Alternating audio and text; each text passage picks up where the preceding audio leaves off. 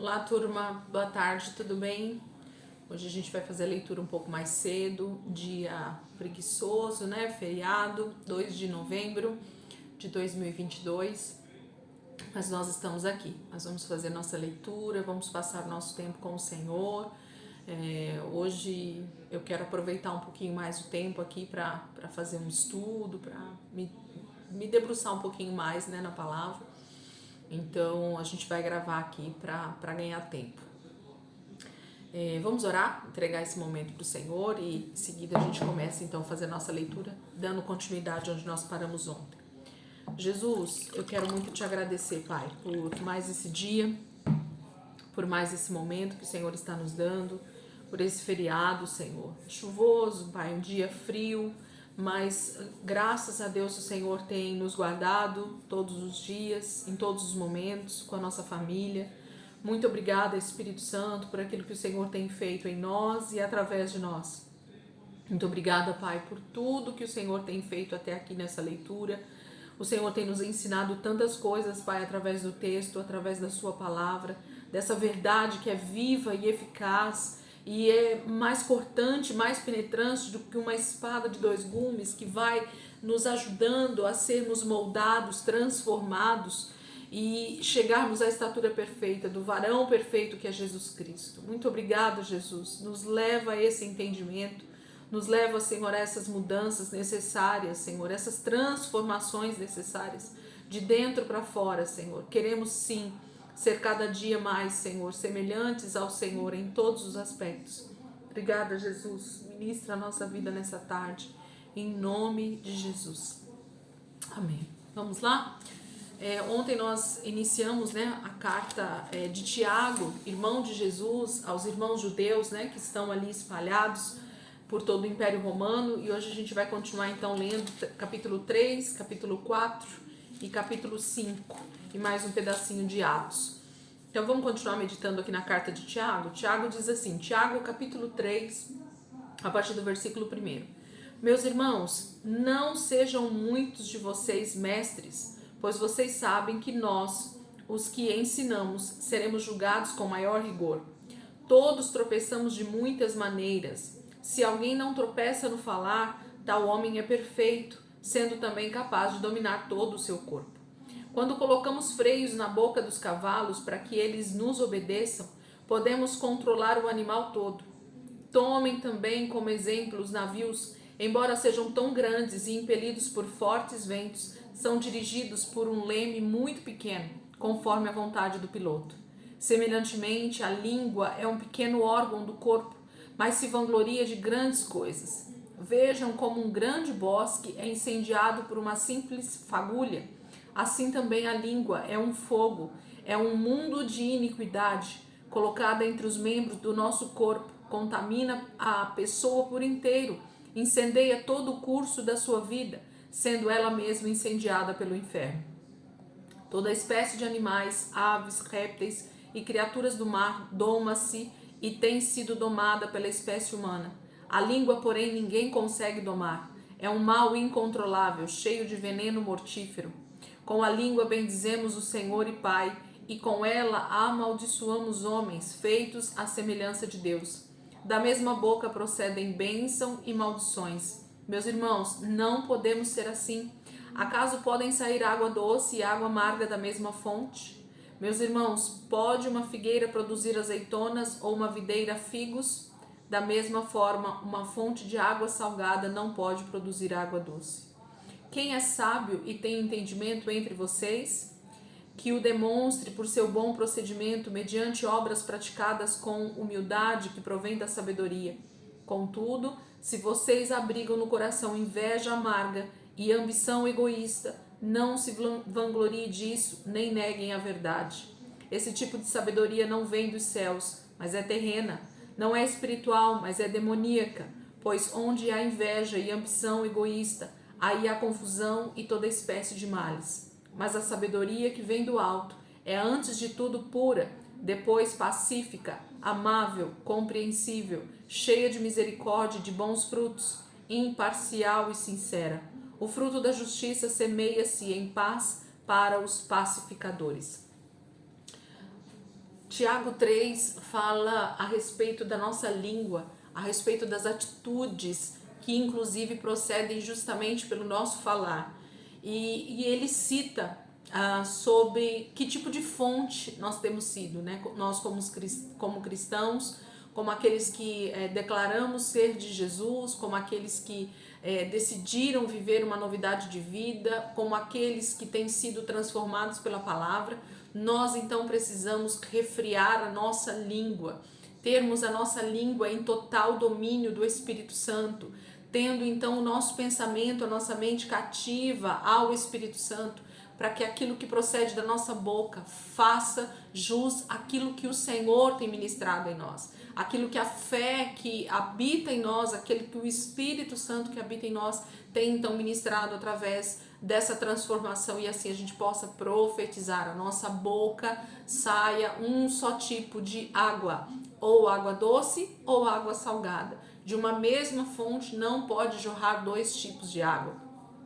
E quando o Tiago está nos ensinando isso, ele está falando justamente porque a igreja, em muitos momentos, os cristãos, em muitos momentos, eles se deixam levar por um membro tão pequeno, que é a língua, e deixa ser totalmente dominado por falas que são totalmente contrárias à verdade de Deus. Nós somos enganados e começamos a falar aquilo que a nossa alma, aquilo que a nossa carne, aquilo que o pecado tem registrado em nós ao longo da nossa vida. Então, que nós possamos ser transformados, mas principalmente a nossa língua. Quem está aí no canal há algum tempo comigo tem visto que uma das séries, né, de estudos que a gente gravou recentemente sobre o falar em línguas tem tido uma ótima visualização e eu tenho ficado muito feliz. Porque, na verdade, quando nós entendemos que existe uma ferramenta poderosa dentro de nós chamada Espírito Santo, e o Espírito Santo de Deus, ele é uma pessoa, ele habita em nós e ele deseja ser então esse agente transformador da nossa vida. E uma das ferramentas que o Espírito Santo tem nos dado como cristão, como verdadeiros cristos nesta terra, é a oração em línguas. E não por nada percebam que é justamente talvez a arma mais poderosa que o Espírito Santo tem nos dado, a oração em línguas, e ela é justamente feita pela nossa língua. Nós precisamos da nossa boca, da nossa língua para então orar em outras línguas. E quando eu vejo esse texto de Tiago 3, olho para a oração em línguas como ferramenta sobrenatural de oração e vejo tudo que a palavra de Deus diz a respeito da nossa fala, daquilo que procede da nossa boca, aquilo que temos profetizado, aquilo que temos declarado, da nossa boca sai bênção ou sai maldição. Quando eu olho para isso, eu vejo quanto Deus tem uma preocupação, ou na verdade o quanto isso é tão poderoso para nós. A língua, a fala, a nossa boca. Então, que nós possamos meditar nesse texto de Tiago e dizer: Senhor, eu quero aprender a refrear a minha língua, a ter a minha boca como uma fonte de água viva, a ter a minha boca com uma fala que é de acordo com a tua palavra, que a minha boca possa liberar palavras de bênçãos para a minha nação, para a minha família, para o meu trabalho, para os meus amigos, para a minha igreja, para os meus líderes, para as pessoas que estão perto de mim, para todas as pessoas que o Senhor colocar perto de mim, que a minha boca seja um instrumento de fala poderosa diante da palavra de Deus. Então, Tiago está nos alertando sobre esse tão pequeno membro, né, chamado língua, que incendeia toda uma floresta com uma só palavra, né? Vamos continuar? Os males que prejudicam a fé. Vamos dar uma olhada aqui. Tiago, capítulo 4, a partir do versículo 1. De onde vêm as guerras e contendas que há entre vocês? Não vêm das paixões que guerreiam dentro de vocês? Vocês cobiçam coisas e não as têm. Matam e invejam, mas não conseguem obter o que desejam. Vocês vivem a lutar e fazer guerras. Não têm, porque não pedem. Quando pedem, não percebem, pois pedem por motivos errados para gastarem seus prazeres. Adúlteros, vocês não sabem que a amizade com o mundo é inimizade com Deus? Quem quer ser amigo do mundo faz-se inimigo de Deus. Ou vocês acham que é sem razão que a Escritura diz que o Espírito que Ele fez habitar em nós tem fortes ciúmes? Mas Ele nos concede graça maior. Por isso diz a Escritura, Deus se opõe aos orgulhosos, mas concede graça aos humildes. Portanto, submetam-se a Deus, resistam ao diabo e ele fugirá de vocês. Aproxime-se de Deus e ele se aproximará de vocês. Pecadores, limpem as mãos e vocês que têm a mente dividida, purifiquem o coração. Entristeçam-se, lamentem-se e chorem.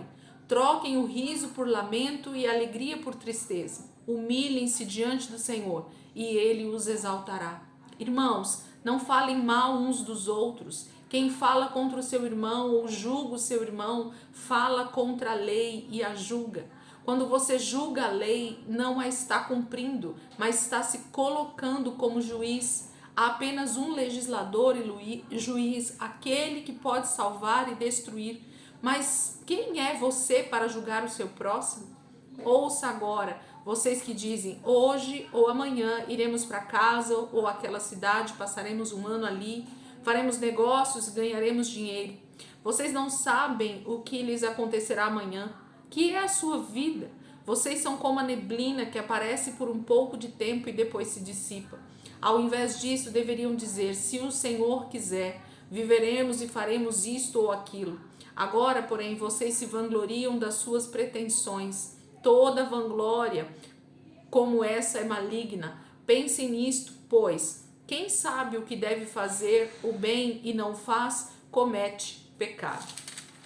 Tiago está iniciando aqui uma reflexão conosco a respeito da nossa maneira de lidar com as nossas circunstâncias, com os nossos próprios desejos, com as nossas orações que são feitas e que muitas delas têm a ver com orgulho, com egoísmo, com um pensamento individualista. Nós nunca estamos pensando no próximo, nós estamos sempre pensando em nós mesmos, nas nossas vontades, nos nossos desejos próprios. E isso tem a ver com uma mente que ainda não foi transformada, que não entendeu a lei do Senhor, que diz que nós devemos amar a Deus sobre todas as coisas e ao nosso próximo como a nós mesmos. Quando Jesus diz que esse é o resumo de toda a lei dos profetas, é porque quando eu entendo essa responsabilidade para com o meu próximo, quando eu entendo que o meu próximo é aquele que Deus deseja que eu demonstre o verdadeiro cristianismo e não para com Deus simplesmente ou num relacionamento egoísta com Deus achando que se eu sou salvo tá bom. Tiago vai falar sobre algumas outras coisas aqui no meio desse texto e que valeria muito a pena a gente sempre estar meditando a respeito desses pontos que ele vai fazer sobre nós acharmos que a nossa vida vale muito, né? E nós sabemos que a nossa vida é como um sopro, né? Em alguns textos aí falam, Salomão falando, né? Em Provérbios, em Eclesiastes, o quanto a nossa vida ela é mera vaidade. Então que nós possamos pensar muito mais nas pessoas, naquilo que Deus realmente se importa, que são vidas, do que em coisas, né? Do que no nosso bel prazer. Então, Tiago nos chama a uma verdadeira reflexão nessa carta aos irmãos, aos judeus que estão ali, né? Porque toda maldade no mundo procede justamente de um coração totalmente egoísta. Tiago, capítulo 5, a partir do versículo 1, diz assim: ouçam agora vocês, ricos, chorem e lamentem-se, tendo em vista a desgraça que lhes sobrevirá. A riqueza de vocês apodreceu e as traças corroem as suas roupas. O ouro e a prata de vocês enferrujaram, e a ferrugem deles testemunhará contra vocês, e como fogo lhes devorará a carne.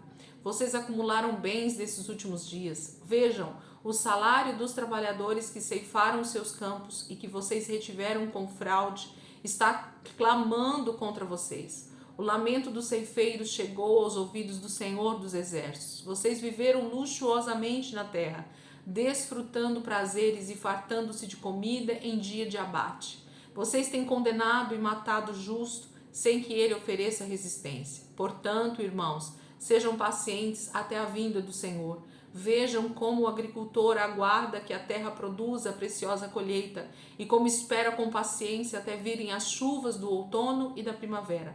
Sejam também pacientes e fortaleçam o seu coração, pois a vinda do Senhor está próxima. Irmãos, não se queixem uns dos outros para que não sejam julgados.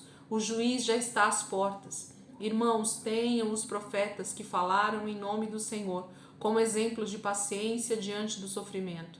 Como vocês sabem, nós consideramos felizes aqueles que mostraram perseverança. Vocês ouviram falar sobre a perseverança de Jó e viram o fim que o Senhor lhe proporcionou. O Senhor é cheio de compaixão e misericórdia. Sobretudo, meus irmãos, não jurem, nem pelo céu, nem pela terra, nem por qualquer outra coisa. Sejam o sim de vocês, sim, e o não, não, para que não caiam em condenação. Entre vocês há alguém que está sofrendo? Que ele ore. Há alguém que se sente feliz? Que ele cante louvores. Entre vocês há alguém que está doente? Que ele mande chamar os presbíteros da igreja, para que estes orem sobre ele e o unjam com óleo em nome do Senhor. A oração feita com fé curará o doente. O Senhor o levantará, e se houver cometido pecados, ele será perdoado. Portanto, confessem os seus pecados uns aos outros e orem uns pelos outros para serem curados. A oração de um justo é poderosa e eficaz. Elias era humano como nós. Ele orou fervorosamente para que não chovesse, e não choveu sobre a terra durante 3 anos e meio. Orou outra vez, e os céus enviaram chuva, e a terra produziu seus frutos. Meus irmãos, se algum de vocês se desviar da verdade e alguém o trouxer de volta, lembrem-se disso. Quem converte um pecador do erro do seu caminho, salvará a vida dessa pessoa e fará que muitíssimos pecados sejam perdoados. A compaixão, né, o se colocar com a responsabilidade de salvação do próximo, né, de ser esse canal de bênção sobre a vida do nosso próximo. Ele clama aqui nesse início do capítulo 5 sobre os ricos, sobre aqueles que estão o tempo todo defraudando o seu próximo, né? E isso em vários aspectos. Aqui ele fala sobre o salário, sobre a questão da ceifa, né? Dos ceifeiros que trabalharam e não receberam o salário, mas isso está falando de várias coisas em que nós defraudamos o nosso próximo. E que o Senhor venha e faça justiça em prol de tudo isso, né? Haverá o tempo para que isso aconteça. E aqueles que resistirem, que forem fiéis até o fim, receberão a misericórdia e a compaixão do Senhor. Ele está falando sobre resistirmos os dias maus, ainda que pareça ser injusto, mas o Senhor é justo e misericordioso. Ele cita Jó, né? Como a compaixão de Deus, a misericórdia de Deus alcançou a vida desse homem, que foi um testemunho vivo para nós, né? De como é perseverar. E ele cita no final aqui a vida de Elias, como alguém que era extremamente humano como nós, mas que colocou a sua fé em prática, para que a justiça de Deus, para que a vontade do Senhor prevalecesse sobre a nação de Israel, sobre aquele tempo da história, deixando para nós um legado de fé, um legado de história em que Deus vai repetir esse mesmo feito com a sua justiça, com a sua volta, trazendo o juízo de Deus sobre toda a impiedade. Maravilhoso. A carta de Tiago, gente, é uma carta pequena, né? São 5 capítulos, de capítulos até pequenos, e eu te indicaria ler essa carta algumas vezes durante o ano, sabe? É uma carta que nos faz refletir sobre alguns assuntos bem importantes e vale a pena a gente parar tempo e ficar ali meditando na palavra.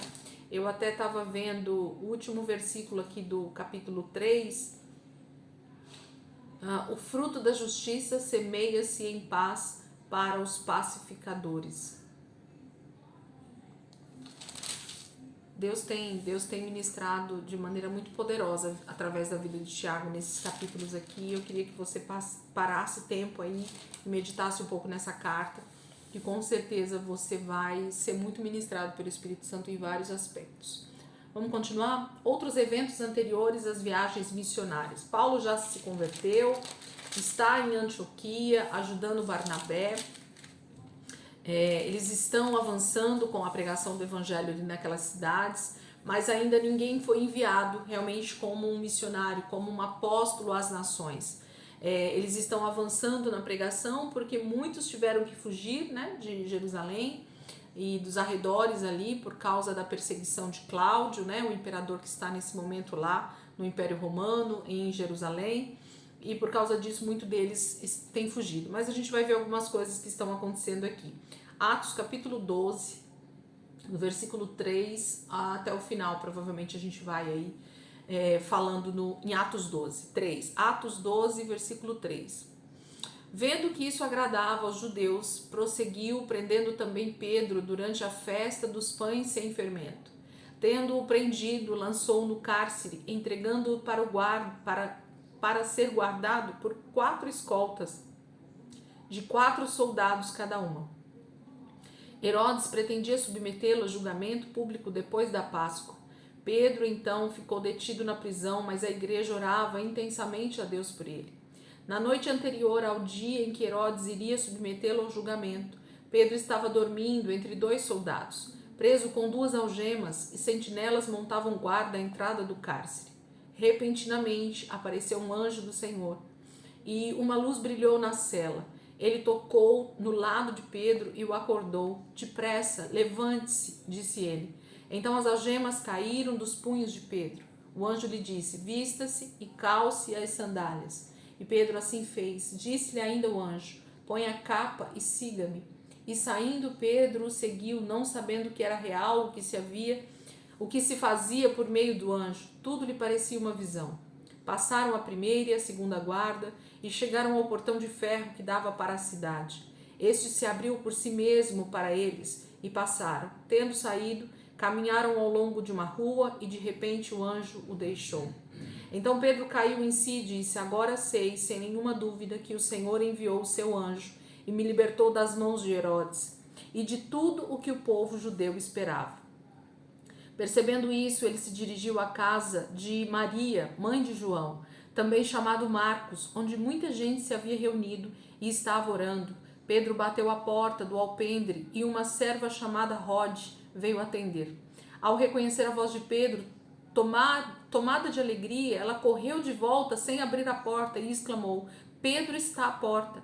Então eles, porém, lhe disseram: você está fora de si. Insistindo ela em afirmar que era Pedro, disseram-lhe: deve ser o anjo dele.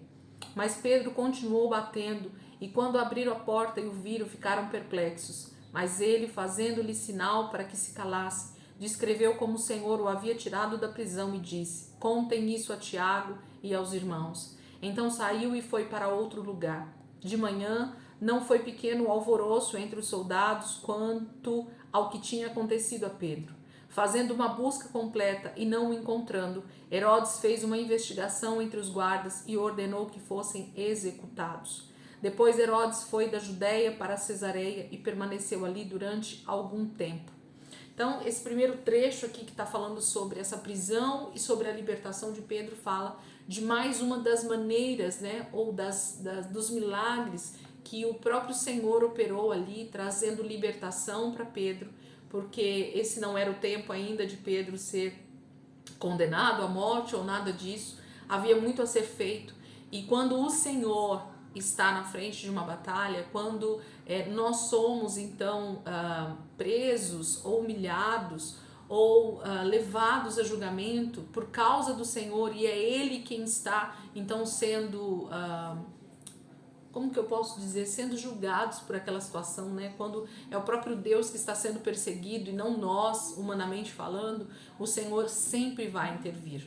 Quando a gente olha em toda a palavra de Deus, era isso que acontecia. Quando Deus era afrontado por inimigos, por exército de inimigos, por reis, por outros falsos profetas, falsos sacerdotes, Deus então intervinha na história através dos homens que estavam sofrendo por causa disso e livrava o seu povo. É assim que acontece. Agora, quando a guerra é nossa, quando nós nos levantamos contra autoridades, quando nós fazemos o que é mal diante das autoridades ou diante das pessoas, e nós então reivindicamos o poder de Deus sobre nós vamos ser frustrados nisso, porque Deus não vai intervir. Então, quando a gente vê que todas as vezes que esses apóstolos, esses discípulos estavam sendo perseguidos, humilhados, presos, Deus intervinha na história e vinha em favor deles, porque era o Senhor quem estava sendo afrontado. Era por causa do Senhor, não era por causa deles, mas era por causa da pregação do Evangelho. Deus sempre vai vir em nosso socorro quando nós estivermos padecendo, sendo humilhados, presos por causa do seu nome, por causa dele. Os inimigos de Deus serão castigados, vai ser trazido juízo sobre eles por causa da afronta que eles estão fazendo ao Senhor. Então tem a ver com Deus, tem a ver com o nome dele, tem a ver com ele ser exaltado diante dos seus inimigos, não tem a ver conosco. Deus vai nos livrar porque nós estamos em prol do nome dele. A morte de Herodes acontece aqui, Atos 12, versículo 20, 21, 22 e 23. Ele estava cheio de ira contra o povo de Tiro e Sidom. Contudo, eles haviam se reunido e procuravam ter uma audiência com ele. Tendo conseguido o apoio de Blasto, homem de confiança do rei, pediram paz, porque dependiam das terras do rei para obterem alimento. No dia marcado, Herodes, vestindo seus trajes reais, sentou-se em seu trono e fez um discurso ao povo. Eles começaram a gritar: é voz de Deus e não de homens. Visto que Herodes não glorificou a Deus, imediatamente um anjo do Senhor o feriu. Ele morreu comido de vermes. Herodes, nesse momento, ele é conclamado, né, ou ele aplaudido, né, pela população ali do Império Romano, e ele deveria ter voltado essa glória para Deus, né, porque tudo que estava acontecendo ali no Império Romano, toda a prosperidade ou tudo que estava acontecendo deveria ser sim para a glória de Deus, né? E Herodes não dá essa glória. A palavra de Deus diz que todas as vezes que uma autoridade ela se volta contra a verdadeira autoridade que é Deus, quando Deus levanta um homem para ser líder de uma nação, de um povo, ele precisa entender que toda a autoridade vem de Deus sobre a vida dele. E é um pouquinho disso que a gente vê aqui na morte de Herodes, que não glorificou a Deus. Amém?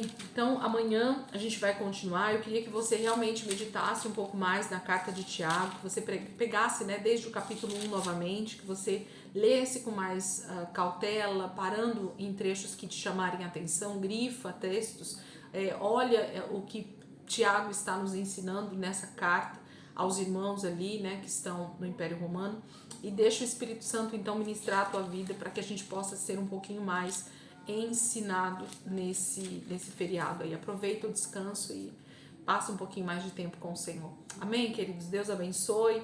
Ótimo dia aí para vocês, bom feriado a todos. E se Deus quiser, amanhã a gente está aqui de volta para continuar a nossa leitura, tá bom? Paulo vai ser enviado com Barnabé para sua primeira viagem missionária. Agora a gente começa a ver as viagens missionárias de Paulo e dos outros discípulos que vão começar a avançar ali no Império Romano. Deus abençoe, gente. Até amanhã, se Deus quiser.